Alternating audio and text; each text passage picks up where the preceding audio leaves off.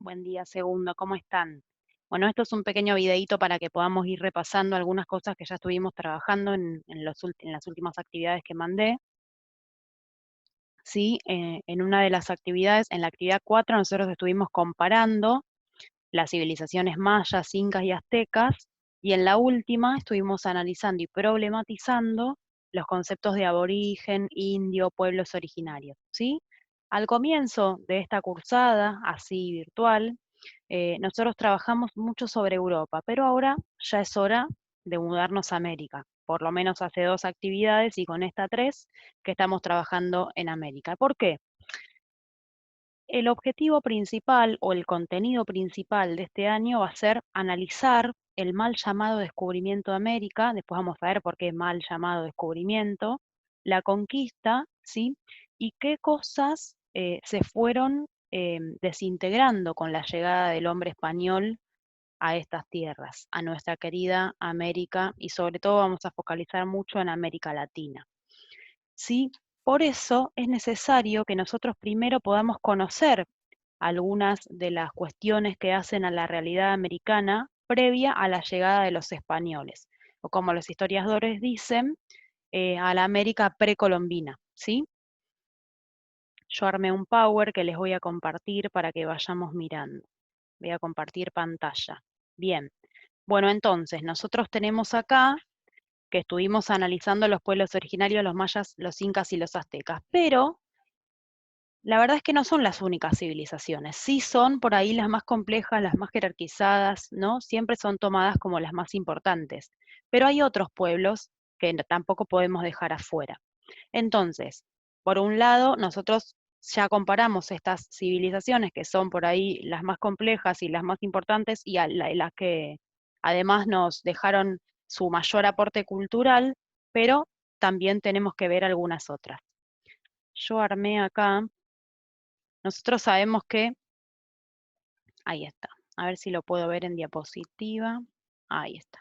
Nosotros sabemos que América fue el último continente en poblarse, ¿sí? Entonces, en cuanto al desarrollo y la evolución de la humanidad, nosotros sabemos que América es el continente más nuevo, ¿sí? Es el último continente al que el hombre, perdón, al que la humanidad llega. Si decimos el hombre, nos quedamos en una concepción un poco anticuada.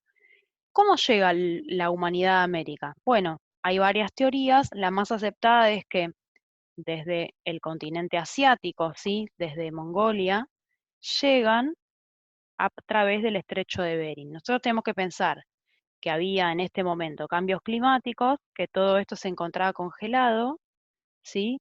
Y que al estar esto congelado, cuando digo esto me refiero al agua, ¿eh? Las tierras emergen, es decir, salen por la superficie, y eso generan un puente, el puente de Beringia se llama, por el cual la humanidad pudo ingresar al continente. Bien, una vez que la humanidad ingresa al continente se va apropiando del espacio, pero esto no es inmediato. Esto lo va haciendo a medida que va logrando avanzar. Nosotros lo vemos en un mapita chiquito, pero pensemos que esto es un montón, un montón, un montón de territorio y que hasta que llega a América Central y América del Sur van a pasar algunos años, ¿sí?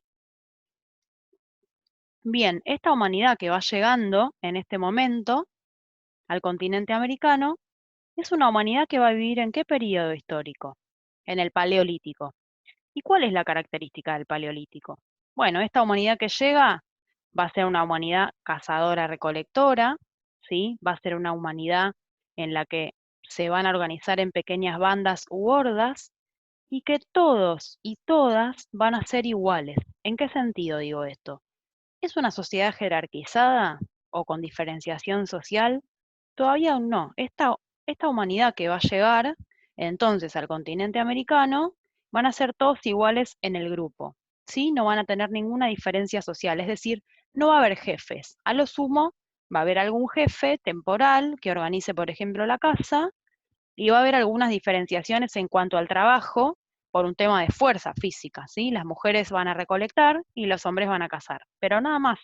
Esa es la única diferencia que va a haber entre estos pequeños grupos. ¿Qué pasa cuando la humanidad descubre la agricultura y qué pasa con la agricultura en América? ¿Qué es la agricultura? Bueno, la agricultura, como vemos acá en la fotito, es sembrar, cosechar alimentos, ¿sí? Cuando la humanidad descubre la agricultura y la agricultura va llegando a América, tenemos que se da el Neolítico americano. Y se dan entonces los primeros asentamientos. ¿Por qué? En el Paleolítico la humanidad era nómade. ¿Qué quiere decir esto?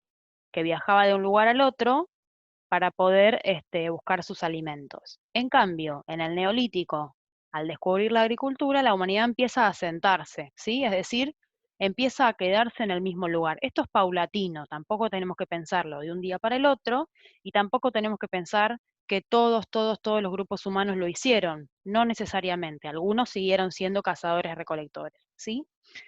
Entonces, la agricultura lo que hace es que la humanidad se empieza a quedar en el mismo lugar por el simple hecho de que eso que sembró lo tiene que cuidar.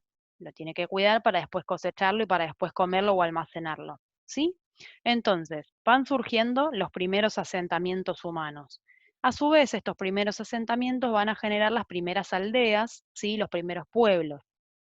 Y a su vez, otra consecuencia que va a generar esta sedentarización, cuando digo sedentarización me refiero al proceso que implica que la humanidad se quede en el mismo lugar, ¿sí? Sedentario es quedarse, ya no estar deambulando en búsqueda de la comida,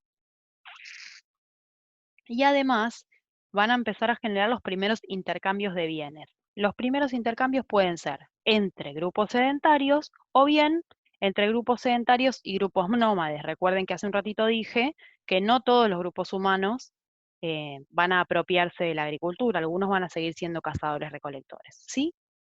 Otra consecuencia que se va a dar a partir del Neolítico es la diferenciación social. Cuando nosotros hablamos de sociedades jerarquizadas, tenemos que pensar siempre, ¿ven la pirámide?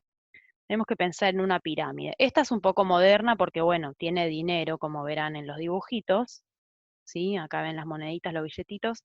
Pero bueno, la puse porque realmente representa que quienes están en la cúspide, ¿sí?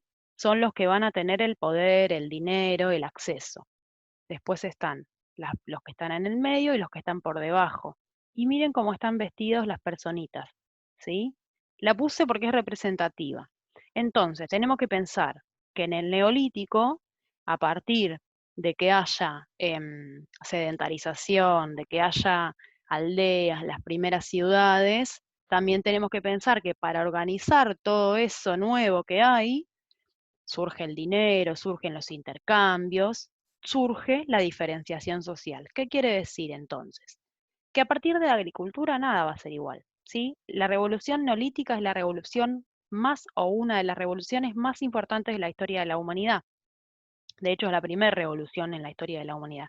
¿Y por qué revolución? Porque arrasa con todo, es decir, porque nada va a ser igual a partir de que sucede la revolución neolítica. ¿Sí? Entonces, esta diferenciación social surge a partir del Neolítico. Y siempre cuando pensamos en jerarquías sociales y en diferenciación social, tenemos que pensar en modo pirámide. ¿Sí? Sabemos, nosotros estuvimos leyendo y viendo en el videíto que yo mandé sobre aztecas, mayas e incas, que no todos eran iguales dentro de em, dentro de estas civilizaciones, y entonces tenemos que pensar, por supuesto que en cada uno de los pueblos los grupos sociales se van a llamar de una forma particular. ¿Sí? No es lo mismo la cúspide del pueblo maya que la cúspide del pueblo azteca o el pueblo inca u otros pueblos que todavía no analizamos. ¿Sí? No es igual, pero sí todas comparten este mismo criterio, ¿sí? Este criterio de diferenciación social. Entonces, ¿qué es lo que surge a partir de esta nueva organización y de este conjunto de aldeas o de ciudades? Bueno, van a surgir imperios, ciudades-estado, ¿sí? Distintas formas de organizarse. Por ejemplo, los aztecas van a constituir un imperio. ¿Qué diferencia el imperio de la ciudad-estado? Los mayas se van a organizar en ciudades-estado. Las ciudades-estado son independientes entre sí, es decir, que cada una se gobierna solita. En cambio, el imperio es una unidad estatal muchísimo más amplia, ¿sí? Entonces, ¿es mejor o peor? No, es distinto. Es distinto y esto va a surgir en función de el pueblo y el lugar que van a ocupar, ¿sí?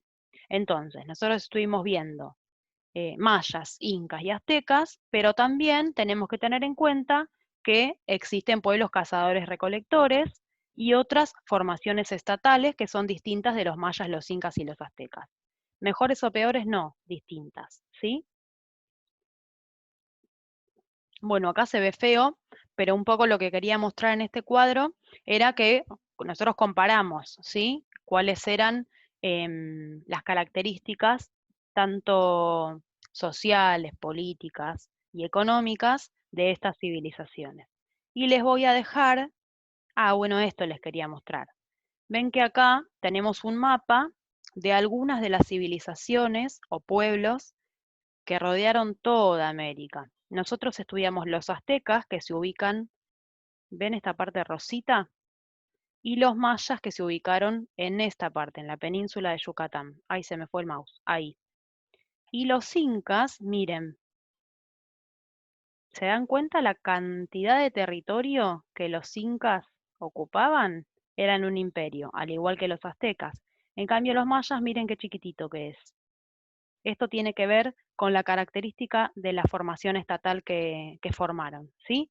Pero también tenemos muchos pueblos y algunos de ellos en lo que fue después Argentina. Si nosotros ahora decimos, vamos a estudiar los pueblos de Argentina, en realidad estamos cometiendo un error. Lo que sí podemos decir es, vamos a estudiar los pueblos originarios que formaron la actual Argentina. Ahí sí podemos decir actual Argentina. ¿Ven? Los pueblos del actual territorio argentino. Yo ahora les voy a pasar una fotito para que podamos conocer de qué se tratan estos pueblos que ven en este mapita. Si lo vemos, y se lío.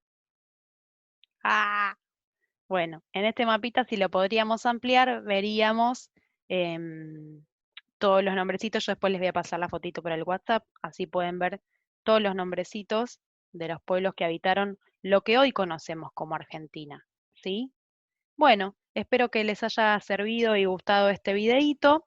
Entonces, para retomar, voy a decir que vamos a estudiar o estamos estudiando los pueblos de América y los pueblos, sobre todo el territorio que después fue Argentina, simplemente para conocer, ¿sí? Problematizar y ver qué cosas a nivel cultural nos legaron, para conocer, decía, qué es lo que después España va a conquistar y qué es lo que después con su conquista y su colonización España un poco no del todo, va a destruir y va a desestructurar. En el próximo video entonces vamos a ver por qué España sale al mundo, por qué llega a América y qué es lo que hace cuando llega en las distintas etapas de conquista.